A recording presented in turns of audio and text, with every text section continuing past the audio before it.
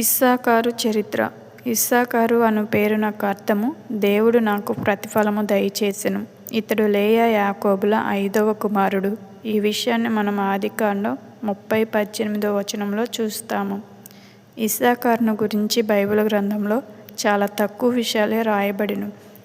ఈ ఇస్సాకారు కూడా తన అన్నలందరితో కలిసి తన తమ్ముడైన యోసేపును కొట్టి ఇష్మాయేలీయులకు అమ్మివేసే విషయంలో తన అన్నలతో కూడా ఉన్నవాడు. యాకోబు యొక్క చివరి దినములలో తన కుమారులందరినీ దీవించే క్రమములో యాకోబు ఇస్సాకారును ఈలాగు దీవించెను.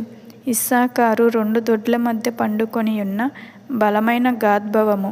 అతడు విశ్రాంతి మంచిదగుటయు ఆ భూమి రమ్యమైన దగుటయు చూచెను గనుక అతడు మోయుటకు భుజము వంచుకొని వెట్టి చేయు దాసుడగును అని దీవించెను. ఈ విషయాలన్నీ మనం ఆదికాండం 49:14-15 చూస్తాము. ఇతడు క్రీస్తుపూర్వం 18వ శతాబ్దంలో అంటే 1704వ శతాబ్దంలో హారాను పట్టణంలో జన్మించినట్లు చరిత్రకారులు చెప్తున్నారు. ఇస్సాకారు 122 సంవత్సరముల వయసులో మరణించినట్లు యూదా సాంప్రదాయ గ్రంథాలైన మిద్రాషులో రాయబడెను. ఇతడును ఐగుప్తులో మరణించి పాతిపెట్టబడెను. ఇతడు 12 గోత్రికులలో ఒక గోత్రానికి కర్త అయ్యెను.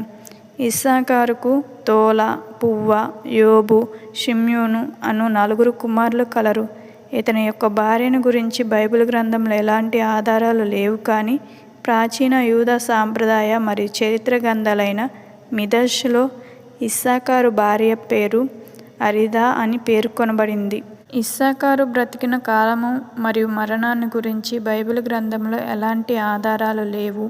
చివరి మాట: దయను సత్యమును ఎన్నడూ నిన్ను విడిచిపోనీయకము, వాటిని కంఠాభూషముగా ధరించుకొనుము, నీ హృదయమను పలక మీద వాటిని వ్రాసుకొనుము. సామెతలు 3వ అధ్యాయము 3వ వచనము.